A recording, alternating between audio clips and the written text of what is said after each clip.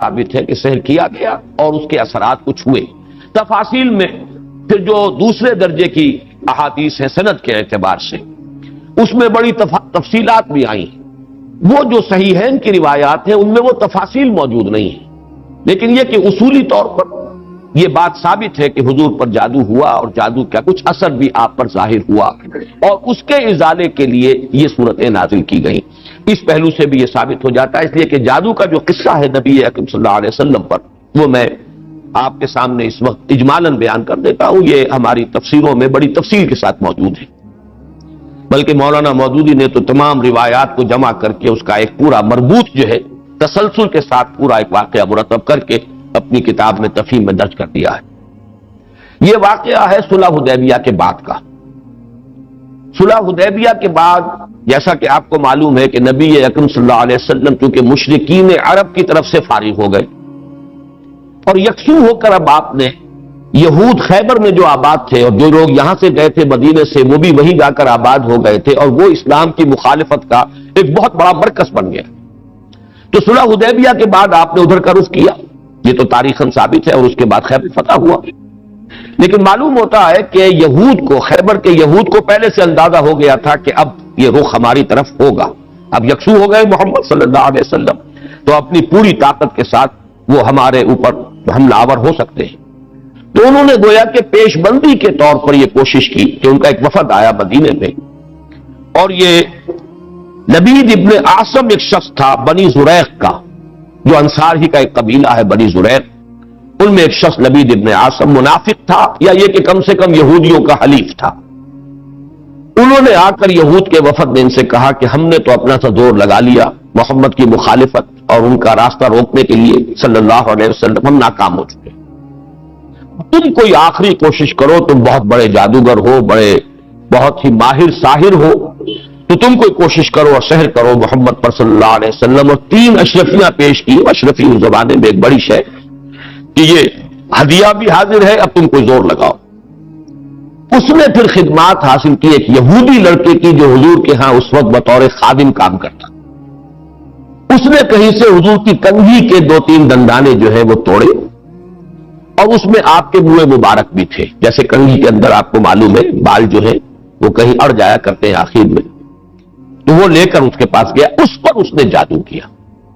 اس کا میں بعد میں عرض کروں گا کہ یہ جادو کا یہ معاملہ جو ہے اس حوالے سے کہ یہ کیا ضرورت ہے کہ بال ہو اور اس کے حوالے سے جادو کیا جائے، اس کی بھی آج کے اعتبار سے بعض حضرات شاید سمجھتے ہو کہ یہ بالکل بے تکی باتیں ہیں، لیکن اب جہاں تک سائنس پہنچ چکی ہے ان تمام باتوں کی توجیہ اب بالکل سمجھ میں آنے والی، اس لیے کہ یہ کسی شخص کا، اس کے جسم کا ایک حصہ، بال بھی انسان کے جسم میں سے اگے ہیں، اس میں بھی جو سیلز ہیں ان میں جینز ہیں، اور ہر شخص کے کچھ جینز ہیں جس کے حوالے سے اس کی شخصیت کا تشخص ہے، اس کی انفرادیت ہے، تو ان جینز کے حوالے سے ان کے واسطے سے اس شخص کے ساتھ ربط قائم کرنا، جو بھی قوتیں ہیں، یا وہ جنات کے ذریعے سے، ارواح خبیثہ جنہیں ہم کہیں گے ان کے ذریعے سے، یا کوئی اور شکلیں ہو سکتی ہیں، ریڈیشن مختلف قسم کے، آج تو سائنس جو ہے جہاں تک پہنچ چکی ہے وہ ریڈیشنز کی کتنی قسمیں ہیں اور کہاں کہاں سے وہ ریڈیشنز پہنچتی ہیں اور کیسے کیسے اثر انداز ہوتی ہیں، یہاں تک کہ بالکل ابتدائی دور جو ہے عہد اول جسے بگ بینگ کہا جاتا ہے آج کل، اس وقت کی ریڈیشنز بھی آج تک آپ خلا کے اندر جو ہے تلاش کرتے ہیں، وہ مل جاتی ہیں۔ اس پہلو سے ان چیزوں کے ذریعے سے، لیکن یہ کہ شخص معین تک اس بات کو پہنچانے کے لیے غالباً اس کے وجود کا کوئی حصہ، اور ظاہر بات ہے کہ ہر شخص کے بال اس کے وجود کا ایک جز ہے، اسی میں سے وہ برآمد ہوئے۔ بہرحال اس پر وہ جادو کیا گیا، اور وہ کوئی تانت یا کوئی شے تھی جس میں گرہیں لگائی گئی، 11 گرہیں اس میں تھی، پتلا سا بنایا گیا اور پتلے میں پھر وہ سوئیاں چبوئی گئی، اور پھر ایک کنویں میں زروان یا زو اروان یا زی اروان اس کنویں کا نام تھا، وہاں جا کر کسی پتھر کے نیچے، اس کے تہ میں پتھر کے نیچے وہ دبا دیا گیا، اس کے اثرات حضور پر ظاہر۔ یہ ہے وہ کہ واقعہ، اور اس کے بعد اس میں فرق تفصیل سے کہ کتنا عرصہ ہوا، کیا کیا اثرات ظاہر ہوئے۔ ایک بات جو ہے تیقن کے ساتھ ثابت ہے کہ حضور کی کچھ کیفیت ایسی ہو گئی تھی جیسے جسم کچھ جکڑا سا گیا ہو، بند سا گیا، ایک نشاط کی کیفیت ہوتی ہے، طبیعت کھلی ہوئی، اور ایک جیسے کہ طبیعت کے اندر کچھ بندش سی ہے۔ اور کچھ ایسی کیفیت کہ کوئی کام آپ نے نہیں کیا ہوتا تھا لیکن آپ نے سمجھ لیا کہ میں یہ کام کر چکا ہوں. اس طرح کا کچھ نسیان کی کیفیت بھی آپ پر کچھ عرصے کے لیے طاری رہی. اس حیثیت میں اس حالت میں آپ نے کسی سے تذکرہ تو نہیں کیا اور نہ ہی اس کا کوئی چرچا ہوا، لیکن آپ جیسے کوئی اندر ہی اندر سے گھلتے سے جا رہے تھے اس جادو کے زیر اثر. اس کے بعد ایک رات ایسا ہوا، اب یہ حضور نے خواب میں دیکھا، یا جسے ما بین النوم والیقظہ کہا جائے گا، خواب اور بیداری کی درمیانی کیفیت، نیند اور بیداری کے درمیان کا معاملہ. اس میں آپ نے یہ دیکھا کہ دو انسان آئے، دو فرشتے انسانی شکل میں، ایک آپ کے سرانے بیٹھ گیا، ایک پاس بیٹھ گیا، اور ان کا مکالمہ ہوا. اس مکالمے کے ذریعے سے گویا کہ اللہ تعالیٰ نے حضور پر یہ ساری حقیقت بیان کر دی. انہیں کیا ہوا ہے، یہ بیمار ہے، بیماری کیا ہے، ان پر جادو کیا گیا ہے، جادو کس نے کیا ہے، لبید بن عاصم نے کیا، کس شہر میں کیا ہے، وہ ساری تفصیل، کہاں ہے وہ، وہاں دبا ہوا ہے. یہ حضور صلی اللہ علیہ وسلم کو جب یہ چیز بتا دی گئی تو اگلے دن پھر آپ نے صبح حضرت عائشہ سے بھی بتایا کہ یہ واقعہ اس طرح مجھے ہوا اور میری جو تکلیف تھی اس کا مجھے اللہ تعالیٰ کی طرف سے علاج بتا دیا گیا. پھر آپ حضرت علی رضی اللہ تعالیٰ عنہ کو اور غالباً حضرت طلحہ کو، ان کو آپ نے بھیجا، کچھ اور لوگ بھی ساتھ ہو گئے، بنو زریق کے بھی کچھ لوگ ساتھ ہوئے، اور جا کر اس کنویں میں سے پھر وہ چھید نکال لی گئی اور حضور صلی اللہ علیہ وسلم بھی وہیں پر پہنچ گئے. پھر یہی 11 آیات، 11 گرہیں تھی جو اس میں لگی ہوئی تھی، اور آپ نے ہر گرہ پر ایک ایک آیت پڑھ کر ایک گرہ کو کھولا ہے، اور آپ کی طبیعت ایسے ہو گئی جیسے کہ وہ جو بندش تھی ہو گئی تھی، جیسے کچھ جکڑ بند ہو اور اس کے بعد ایک دم جو ہے جائے، کیفیت جو ہے اس سے نجات مل جائے، نشاط کی طبیعت کیفیت پیدا ہو جائے. ہوگی یہ واقعہ ہے کہ جو حضرت عائشہ رضی اللہ تعالی عنہا سے، حضرت زید ابن ارقم سے رضی اللہ تعالی عنہ، حضرت عبداللہ ابن عباس سے رضی اللہ تعالی عنہما، اجمال کے ساتھ، اختصار کے ساتھ تو صحیح بخاری، صحیح مسلم اور مسند احمد اور تمام کتابیں جو ہیں ان کے اندر یہ واقعہ موجود ہے. البتہ یہ کہ صحیحین میں جو روایت ہے وہ بہت اجمالی ہے، جبکہ یہ تفاصیل جو ہے زیادہ، اور جنہیں زیادہ ان تفاصیل کی سے شوق ہو اور کوئی دلچسپی ہو تو وہ مولانا مودودی صاحب کی تفہیم میں دیکھ لیں. اس میں یہ کہ زیادہ تفاصیل ہے، لیکن یہ تفاصیل صحیحین کی روایت میں نہیں. اس میں اصولاً بات ثابت ہے کہ حضور پر سحر ہوا اور سحر کے یہ اثرات ہوئے، اور اس کے بعد اس طریقے سے وہ سحر جو ہے اس کے اثرات ظاہر کیے گئے. ایک تواتر کے ساتھ جو ہمیں روایت ملتی ہے کہ یہ حضور صلی اللہ علیہ وسلم پر جب سحر ہوا ہے اس وقت یہ صورتیں نازل ہوئی، اور حضرت جبرائیل علیہ السلام نے یہ تلقین فرمائی کہ ان آیات کے ذریعے سے آپ اس سحر کے اثر کو ظاہر کریں. چونکہ ان میں ایک آیت موجود بھی ہے وَمِن شَرِّ النَّفَّاثَاتِ فِي الْعُقَدِ، تو اس کے حوالے سے اس میں ایک ربط بھی قائم ہوتا ہے. وَمِن شَرِّ النَّفَّاثَاتِ فِي الْعُقَدِ، اور پھونک مارنے والیوں کی شر سے کہ جو گرہوں پر، عقدوں پر پھونک مارتی ہے. یہ ہے وہ جادو اور ٹونے کا معاملہ، جادو ٹونا ٹوٹکا. اس میں نفاسات کیوں آیا؟ جادوگر تو مرد بھی ہوتے ہیں، عورتیں بھی ہوتی ہیں. اس کے بارے میں مختلف تعبیرات کی گئی ہیں، کیونکہ ان کے نفوس کی یہ شرارت ہے، لہذا نفس کی طرف نسبت دیتے ہوئے اسے مؤنث بنایا گیا، یا کیونکہ ان کی جماعتیں ہیں، ان کے گروہ ہیں، لہذا ایک جماعت کے لیے لفظ مؤنث کہا جاتا ہے عربی زبان میں، تو شاید اس کے اعتبار سے نفاسات کہا گیا. ایک رائے یہ بھی ہے کہ عاصم ابن لبید کی بہنیں اور بیٹیاں خاص طور پر ماہر تھیں، اور جو جادو اس نے کیا حضور صلی اللہ علیہ وسلم پر اس میں وہ بھی شامل تھی، اس لیے شاید یہ نفاسات کا لفظ آیا ہے. بہرحال اس پر ہمارے تمام مفسرین کا اجماع ہے کہ اس سے مراد ہے جادو کے لیے، ٹونے کے لیے، ٹوٹکے کے لیے کچھ پھونک پھونک کر گروہوں پر پھونکے مارنا اور گرہ لگانا. عقد یہ جمع ہے عقدے کی، عقدہ کہتے ہیں گرہ، تو عقدہ جمع اس کی عقد. گرہوں پر پھونکے مارنے والیوں کے شر سے رب الفلق کی پناہ میں آتا ہوں. یہ معاملہ جو ہے میں چاہتا ہوں کہ ذرا ایک اس کی لغوی بحث سمجھ لیجئے. نفس کسے کہتے ہیں؟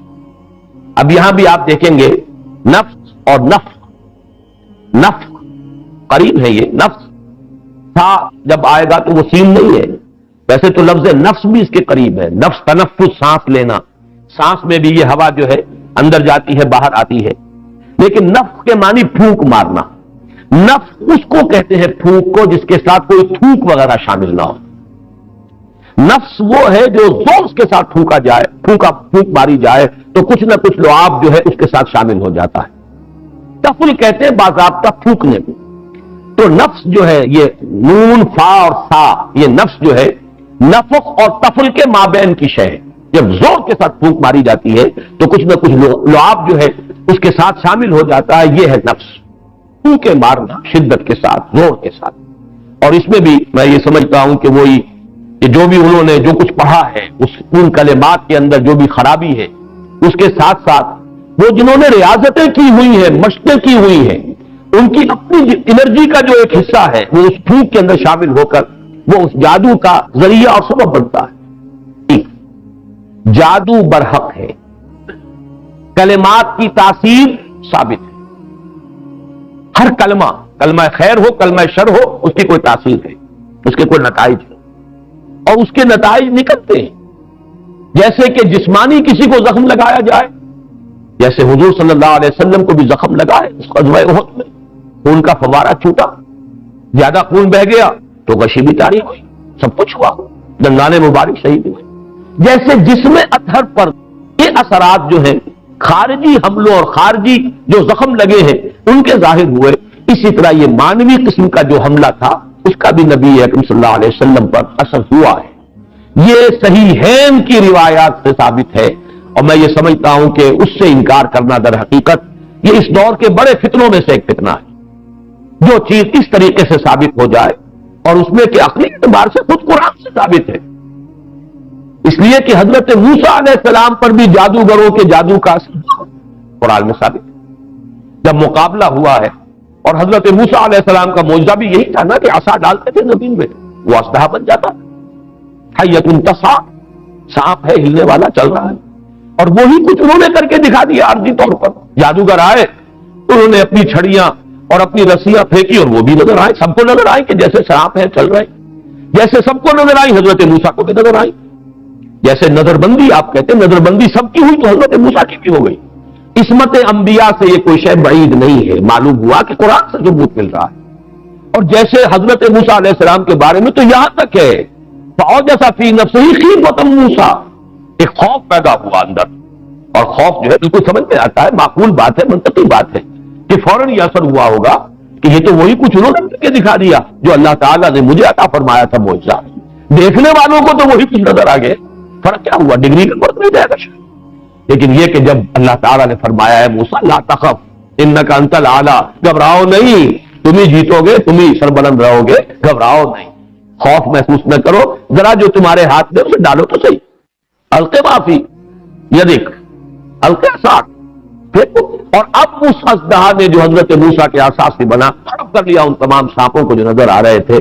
تو معلوم ہوا کہ یہ جادو تھا اور یہ جادو نہیں کوئی اور شے. اور یہ بھی میں نے بارہا عرض کیا ہے کہ یہ بات، یہ حقیقت بھی منکشف پوری پر ہوئی جو جادوگر تھے. دوسرے والوں کو تو دیکھنے کو یہی پتا چلا ہوگا یہ بڑا جادوگر، یہ چھوٹے جادوگر. اور کیا، بڑا جادوگر غالب آ گیا، چھوٹے جادوگر جو ہے نا ہار گئے. بڑے جادوگر کا نے جو جادو پیدا کیا اس نے ہڑپ کر لیا چھوٹے جادوگروں کے جادو کو، تو زیادہ سے زیادہ ان کے ذہن میں تو یہی بات آئے گی. لیکن جادوگر جانتے تھے یہ شے کچھ اور ہے، یہ جادو نہیں ہے. اس لیے کہ ہر ماہر فن اپنے فن کی لیمیٹیشنز کو جانتا ہے. یہ تو اسٹیفن ہاکنگ سے پوچھئے کہ فزکس کی اس وقت کیا لمٹ ہے جس سے آگے فزکس نہیں جا سکتی. یہ کسی بھی بڑے سے بڑے ماہر سے پوچھئے کہ کیا ہماری لیمیٹیشنز ہے. بہت بڑا معالج آج آپ کو بتائے گا کہ فلاں بیماری کے ضمن میں یہ ہماری لیمیٹیشن، اس سے آگے نہیں جا سکتی. فرض کیجئے ایک دم کوئی اس سے 1000 گنا آگے کی کوئی بات آ جائے تو اسے معجزہ کہا جائے گا. یہ کوئی اور شے ہے. یہ انسانی علم اور سائنس کی ترقی کا معاملہ نہیں ہے. انسانی علم اور انسانی سائنسی ترقی جو ہے وہ تو قدم بہ قدم آگے بڑھتی ہے، اسٹیپ بائی اسٹیپ. اس طریقے سے چھلانگیں تو نہیں لگایا کرتے. بہرحال جب حضرت موسیٰ پر بھی وہی تاثر ہوا جو باقی لوگوں پر تھا تو قرآن سے ثابت ہے. تو حضور صلی اللہ علیہ وسلم پر بھی یہ ہوا ہے. باقی مختلف لوگوں نے مختلف طریقے سے اس کی نفی کی ہے، مذاق اڑایا ہے.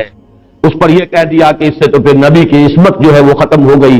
لوگ جو کہتے تھے کہ یہ جادوگر ہیں، گویا کہ ان روایات اور ان احادیث کو ہم قبول کر لیں تو جادو کا اثر ہو جانا ثابت ہو گیا. حالانکہ اس میں بھی بڑا فرق ہے. وہ کہتے تھے جادوگر کس معنی میں کہ یہ خود جادو کر رہا ہے. یہاں یہ کہ جادو کا اثر آپ پر ہوا ہے، اور وہ بھی اثر اس درجے میں نہیں ہوا کہ جس سے آپ کی عصمت مجروح ہو جائے اور غیر معتبر ہو جائے. اس لیے کہ اس کا کسی اور کو تو پتہ ہی نہیں چلا، گھر والوں کو بھی اندازہ نہیں ہوا، صرف حضور نے اس کیفیت کو محسوس کیا ہے، اور وہ بھی صرف دنیاوی معاملات میں۔ کسی نماز کے بارے میں یہ نہیں آیا کہ حضور نے نہ پڑھی ہو اور آپ کو یہ گمان ہو گیا ہو کہ میں پڑھ چکا ہوں، نہیں، البتہ یہ کہ تعلق ذل و شوق، میں اپنی فلاں اہلیہ کے ہاں ہو آیا ہوں لیکن آپ نہیں گئے، اس طرح کا کچھ معاملہ، انسانی معاملات، خالص بشری تقاضوں کے ضمن میں، بشری معمولات کے ضمن میں تو یہ اثر ہوا ہے کہ آپ نے کوئی کام نہیں کیا لیکن خیال یہ کیا کہ کر لیا۔ باقی یہ کہ جو کار نبوت ہے یہ ہے محفوظیت۔ اللہ تعالیٰ نے اس جادو کے اثر سے بھی جو آپ کا فرض منصبی ہے، آپ کے نبوت و رسالت کے جو پہلو ہیں ان کو محفوظ رکھا ہے، اس زمانے میں بھی، اس دور میں بھی جبکہ آپ پر یہ جادو کا اثر تھا۔ بہرحال جادو برحق ہے، البتہ جادو کرنا کفر ہے۔ زہر میں تاثیر ہے، کسی کو زہر کھلانا یہ بہرحال جرم ہے، یہ قتل عمد ہے، زہر سے مار اس کی تو سزا ہو جائے گا۔ اس اعتبار سے نوٹ کر لیجئے وَمِن شَرِّ النَّفَّاثَاتِ فِي الْعُقَدِ، اور یہ بھی گویا کہ ایک شکل ہوئی من شر ما خلق۔ حضور صلی اللہ علیہ وسلم کچھ تلقین فرماتے تھے، اور خود آپ کا بھی ایک معمول تھا، اور یہ روایت بھی ثابت ہے بخاری سے اور مسلم سے کہ رات کے وقت آپ کا یہ معمول تھا کہ یہ دونوں صورتیں آپ پڑھتے تھے، اپنے ہاتھوں پر پھونکتے تھے، اور پھر اپنا ہاتھ، اپنا دست مبارک اپنے پورے جسم پر جہاں جہاں تک بھی ہاتھ پہنچ سکتے تھے آپ پھیر لیتے تھے۔ یہ رات کو سوتے ہوئے آپ کا معمول تھا، یہاں تک کہ مرض وفات میں جب آپ پر نقاہت بہت زیادہ طاری ہو گئی تو ایسا بھی ہوتا رہا ہے کہ حضور صلی اللہ علیہ وسلم کے ہاتھ حضرت عائشہ نے اٹھائے، حضور نے اس پر پڑھا، پھونکا، اور پھر حضرت عائشہ نے حضور کے ہاتھ جو ہے آپ کے جسم کے اوپر پھیر دیے، بلکہ ایسا بھی ہوا کہ خود حضرت عائشہ رضی اللہ تعالیٰ عنہ نے اپنے ہاتھوں سے یہی عمل جو ہے جاری رکھا ہے۔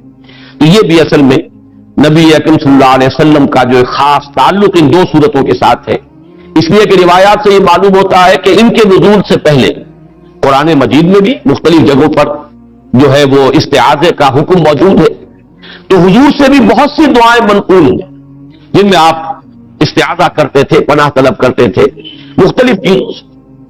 اعوذ باللہ اللہم انی اعوذ بک من العجز والکسل ومن البخل والشح، مختلف جو ہے حضور سے روایات ثابت ہیں۔